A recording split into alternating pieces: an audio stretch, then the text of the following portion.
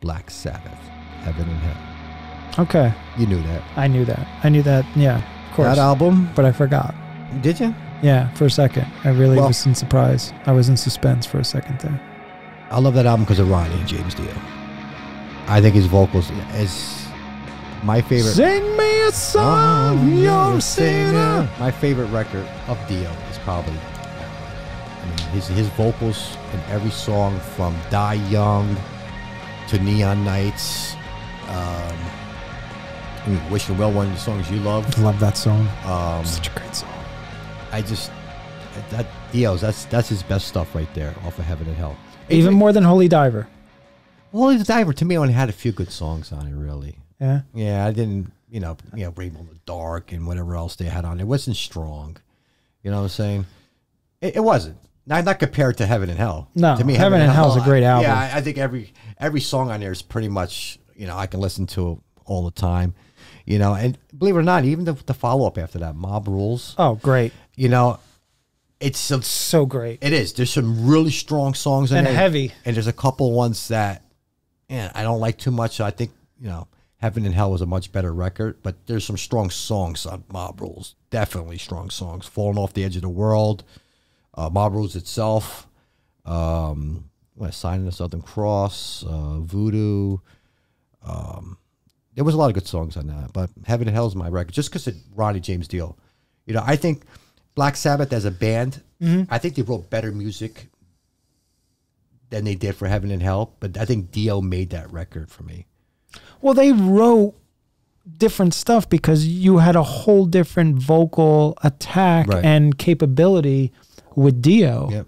And it's not taken away from Ozzy. It's just like, it's just having like a different quarterback. Well, if you take if you take his work from the early Sabbath and to that record, he actually played better in the earlier Sabbath records than he did in Heaven and Hell. Because if you listen to Heaven and Hell, the music, it wasn't that strong, writing wise. But I think Dio just made that record so great.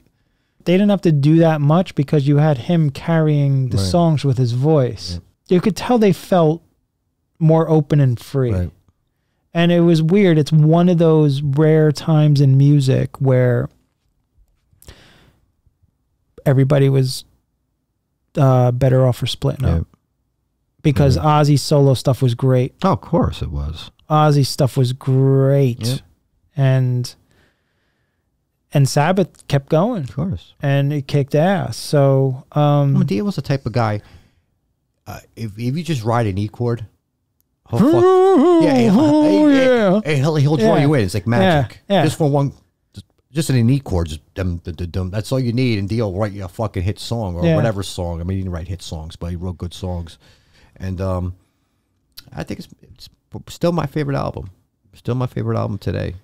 Yeah, Dio was the star on that album. Even though I'm gonna disagree with you because there's a lot of guitar stuff that I heard from Iommi that I didn't hear earlier in Sabbath. Right. There was a lot more. Well, I thought the structure of early Sabbath had more breakdowns and different spots. This was more structured, just like, didn't have those verse, chorus, verse. Yeah, didn't have that crazy, bass and guitar work and breakdowns that the early Sabbath did.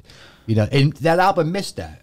It really did. But like I said, Dio made that album just with his. I think the attack with Dio Sabbath completely different than the attack with Ozzy. Right. I think with Ozzy, Sabbath was more like cinematic in tone and a little more evil. Right. But I think with Dio, Sabbath was heavier, a little faster, just more. Well, if you go back to like the old Ozzy days, I mean, not to compare. I mean, like Sabbath is Ozzy. You know what I'm saying? That's Black Sabbath. But when Dio wrote, like compared to Ozzy kind of wrote sometime when he sang. He kind of sang on the what's that word there? Like more on the guitar parts. Saying Dio was a totally different guy. He actually sang through the song. Through the song. Ozzy would sing on top of stuff. Yeah. He would sing like exactly what the riffs were. Right. Yeah. Like Iron Man. He's singing on top of the guitar riff itself. Right. Dio didn't write that way. Right. Dio, Right. sang in a different way. So I'm not saying one's better than the other. No, it's just two different attacks. Totally different. Yeah, that's cool. And I got to see them before Dio died with Sabbath. So to me, and they called it Heaven and Hell, which I really appreciated. That was, just Dio and Sabbath era only. You know what I'm saying? Not Ozzy. They didn't play none of the Ozzy stuff because nobody wants to hear Dio singing fucking Ozzy. Right. So they called it Heaven and Hell, and I got to see it twice. So I was good for you. And I never thought I was going to see that lineup. No, that's like me seeing Quicksand. Right. Never thought I was going to see it. There was 3 lineups I wanted to see in my lifetime. Kiss. That happened. Dio with Sabbath. That happened. And then the other one was going to be Dio with Rainbow. That was, that didn't happen because, Dio died. But I still got to see the, Sabbath and Dio was one of my lineups. I knew that would never happen. I was like, they would never get together and play. Never. And then they did that one show at Radio City Hall. Right. And then they just hit it off of there.